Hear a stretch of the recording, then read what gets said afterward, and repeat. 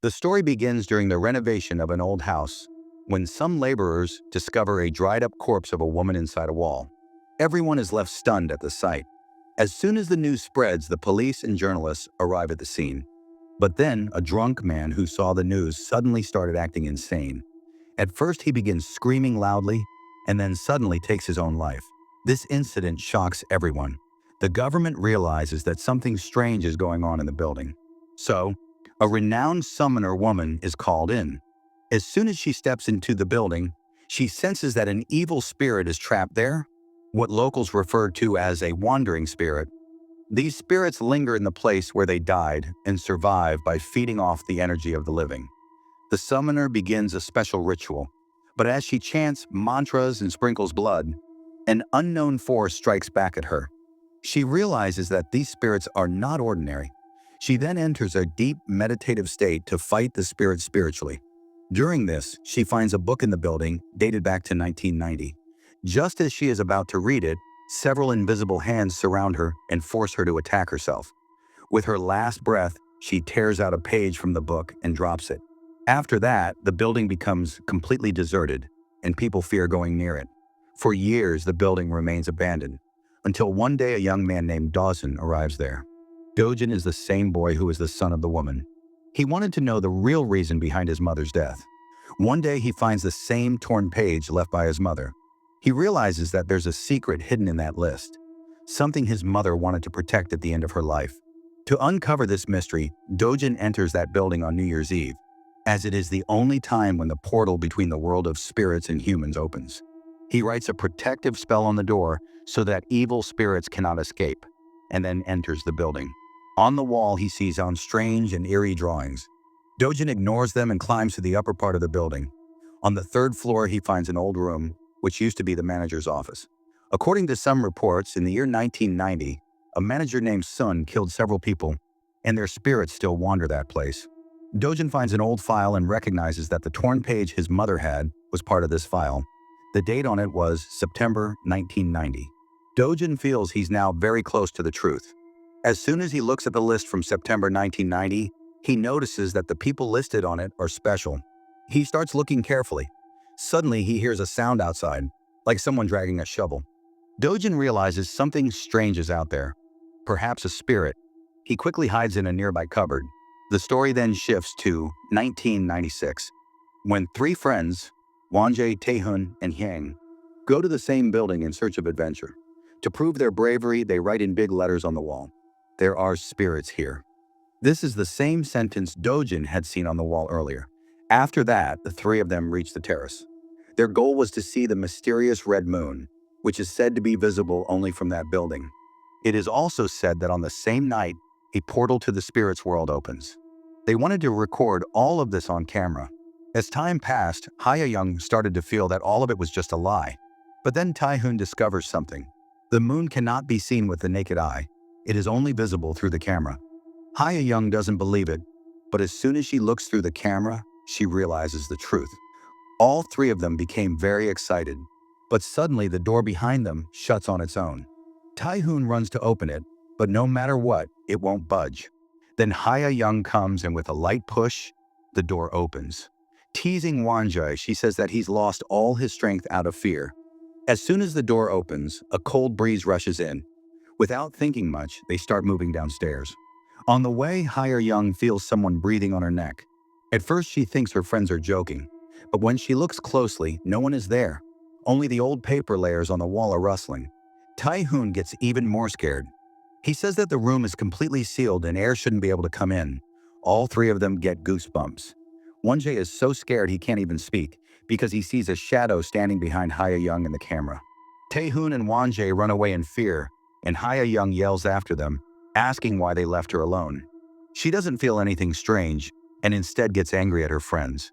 Then Wonjae realizes that he has dropped his camera. He is afraid that if he goes back, something might happen. He tries to convince Taehoon, but both friends walk away without looking back. Wonjae is left alone.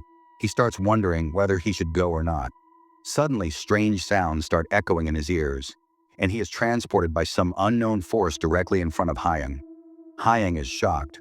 She is just about to ask how he suddenly appeared in front of her, when a swarm of spirits began advancing toward all three of them. Meanwhile, in 2002, Do-jin, who was standing at a distance, became alert upon hearing those sounds and slowly started moving in that direction. As soon as Do-jin stepped out of the closet, he decided that he would now go back in time and witness the incident of September 10th, 1990 with his own eyes. He immediately began the ritual, and the surroundings slowly transformed into the scene from 1990. This time, Do-jin found the complete list from the old register. But just as he tore out that page, he heard someone screaming for help from outside. Do-jin realized this was the very moment when the killer of that time had started murdering people. He was so terrified that he couldn't move and didn't leave the room until everything went quiet. Then he went to room number 203, where he intended to release the spirits according to the list. But just as he tried to free one spirit lying on the bed, his wife suddenly appeared and attacked him. Do-jin quickly defended himself and then used his tiger to bring peace to both spirits. After that, he left the room. Just then, he heard the voices of Hyung, Tae-hun, and Won-jae again. Do-jin realized that something was going wrong with time and space, and that the three of them were in some kind of trouble. He shouted loudly, telling them to immediately hide in a safe place. Once they dispersed, the surroundings became quiet again. Now Do-jin moved toward room number 204. He wanted to free the spirit there as well, but then he saw a little girl. She was crouched inside a closet, looking extremely scared. Upon questioning, he found out that the girl was not listed among the residents. At first, Do-jin thought she might be a resident's daughter who got trapped while playing. Without wasting any time, he tried to free her soul. But as soon as he picked up the tiger, a spiritual tool, all the lights in the room went out and the girl suddenly vanished. Do-jin thought she might have hidden somewhere. But just as he started searching, a terrifying spirit attacked him. It was the same spirit that had killed his mother. Do-jin fought back using his mental strength and somehow managed to force the spirit to retreat. After that, he found a small paper packet under the bed.